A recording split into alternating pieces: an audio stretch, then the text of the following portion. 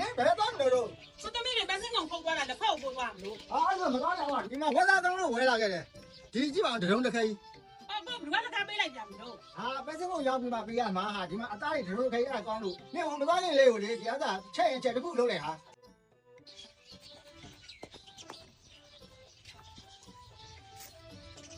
အဲအသားတော့တကယ်ကောင်းတာတော့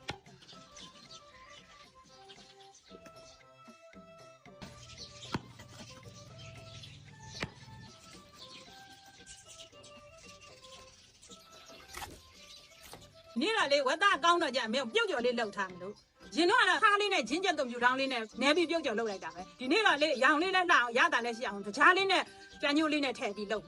တာဒါဂျင်းနဲ့ကျက်တုံပြူထောင်းလေးပြီးရင်ဆိုင်းတဲ့တခြားလေးထည့်လူးတယ်အောင်လို့တမယာရည်လေးညှစ်ရောင်လှအောင်လို့ကြံညိုးလေးထည့်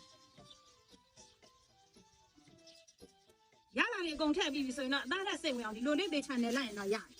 နေတာလေးရတာဒီလိုနှံ့နေအောင်နဲပေးရတယ်သေချာလေးစုံတယ်အသားနဲ့ရတာဝင်သွားတာပေါ့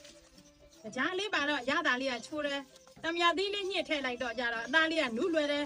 ပြတ်သွန်ပြူချင်းထောင်းလေးထည့်လိုက်တော့ကြအနံ့လေးကမှုေးတယ်ကြံညိုးလေးနဲ့ဆိုတော့ရောင်လေးကလှတယ်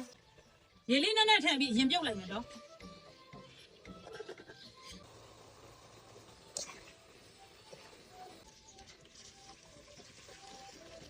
ဒီလိုလေးစီများများလေးနဲ့အချိန်ကြာကြာလေးကြောပေးရတယ်ဒါမှအထားလဲခံတာလေ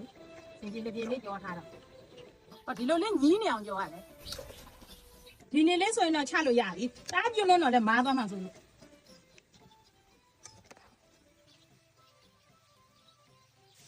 ဒီပဲစင်းကောင်လေးရတယ်ပြုတ်စားလို့ရှိရင်ကိုရောင်တာလဲကြတယ်သေးတိုးလဲကြတယ်ပဲစင်းကောင်ကသေးသက်ဝင်အောင်လို့ဒီနေ့တော့ဒေးသေးလို့နဲ့လိုက်လာပြီးတော့ညီမနှစ်ယောက်ပဲစင်းကောင်ထုတ်ဒီနေ့စပုံမိုးတွေတော့ပြောင်းတယ်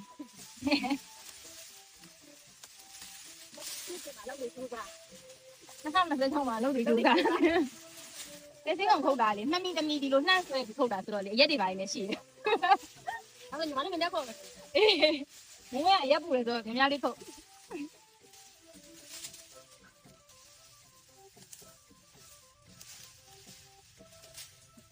ဲစင်းကောင်ကလေဒဇင်နဲ့ဒီလိုဖြတ်လို့ရတယ်ဓာတ်နဲ့လည်းခုတ်လို့ရတယ်အဲ့လိုခေါ်တာတော့ပဲစင်းကောင်ခုတ်တယ်ခေါ်လိုက်တယ်